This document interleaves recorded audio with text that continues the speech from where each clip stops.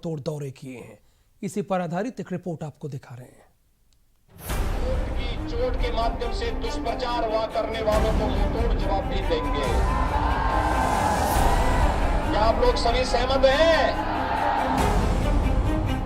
Bharatiya Janata party एक बार फिर से सत्ता में आने के लिए जी तोड़ मेहनत कर रही है। लगातार भाजपा के नेता से लेकर राजनेता चुनावी मैदान में सरपट दौड़ लगा रहे हैं। एक एक दिन में भाजपा के स्टार नेता कई विधानसभा क्षेत्रों में जा रहे हैं। बात अगर सिर्फ सूबे के मुखिया योगी आदित्यनाथ की करें तो वो खुद एक दिन में कई जिलों में मतदाताओं को साध रहे हैं। इसी कड़ी में योगी ने एटा में जाकर भाजपा के पक्ष में वोट डालने की अपील की और विपक्ष पर निशाना साधा। यहां पर इससे पहले 2017 के पहले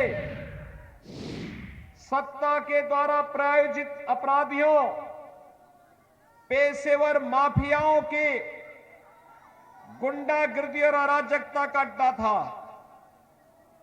आपने 2017 के बाद एटा जनपद के उन कुख्यात माफियाओं के ऊपर सरकार का बुलडोजर चलते हुए देखा होगा और उनकी संपत्ति को जब्त होते हुए भी देखा होगा। क्या इससे पहले कभी माफियाओं के ऊपर बुलडोजर चल पाता था? सपा रही हो या बसपा, कांग्रेस हो या फिर अन्य वे दल जो दलदल में धंसे हुए हैं, इनके मन में गरीब के लिए संवेदना नहीं थी, किसान के लिए संवेदना नहीं थी, एमएसएमई यानी सूक्ष्म लघु मध्यम उद्यम से जुड़े हुए उद्यमियों के लिए संवेदना नहीं थी, बेटी की सुरक्षा के लिए इनके मन में संवेदना नहीं थी, गरीबों को मकान नहीं दिया, गरीबों को शौचालय नहीं दिया और स्वास्थ्य की भी कोई उत्तम व्यवस्था ये लोग नहीं कर पाए थे। याद करिए, इस सदी की सबसे बड़ी महामारी कोरोना है। कोरोना में दुनिया की बड़ी बड़ी ताकतें इस महामारी के सामने पस्त हो गई और उत्तर प्रदेश में हमने कोरोना के जिन को बोतल में ऐसा बंद कर दिया कि हजारों की संख्या में भीड़ एकत्र है, कोरोना का कहीं अता पता नहीं। एटा के बाद सीएम ने फर्रुखाबाद में मतदाताओं को साधते हुए कहा कि डबल इंजन की सरकार में सिर्फ विकास हुआ है। सपा ने तो सिर्फ विकास के नाम पर परिवार का विकास किया या फिर कब्रिस्तान की बाउंड्री बनवाई है।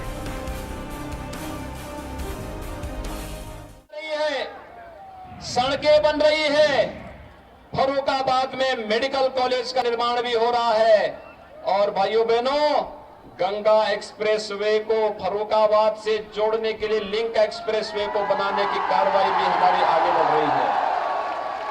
जो लोग सपना देख रहे थे, आपने देखा होगा, जैसे यानी 4.5 वर्षों तक के जितने अपराधी थे, माफिया थे, इस सभी के सभी अपने बिलों के अंदर दुबके हुए थे, लेकिन चुनाव की घोषणा के बाद ये सभी रेंगते हुए और फुफकारते हुए दिखाई दे रहे हैं। लेकिन आप चिंता मत करिए, चिंता मत करिए, 10 मार्च को फिर से डबल इंजन की भाजपा की सरकार आ रही है।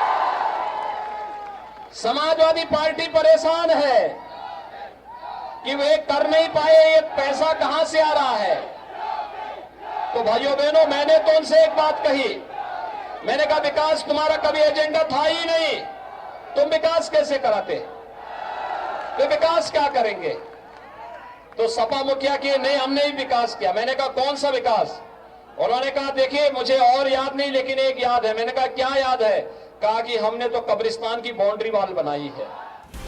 तीसरे चरण के जिलों में लगातार सीएम योगी आदित्यनाथ मैराथन दौड़ लगा रहे हैं। एटा, फर्रुखाबाद, औरैया में जाकर सीएम लगातार जनसभा कर रहे हैं और मतदाताओं से 22 में जीत का दावा करते हुए विपक्ष पर निशाना साध रहे हैं। 5 वर्ष तक सरकार के कार्यों के सामने कार्रवाई से भयभीत होकर के जो अपराधी और माफिया अपने अपने बिलों के अंदर दुबके हुए थे, आज अचानक चुनाव की घोषणा के बाद फिर से वे रेंगते हुए दिखाई दे रहे हैं। वैक्सीन के खिलाफ जो दुष्प्रचार करते थे और कहते थे ना कि मोदी वैक्सीन है,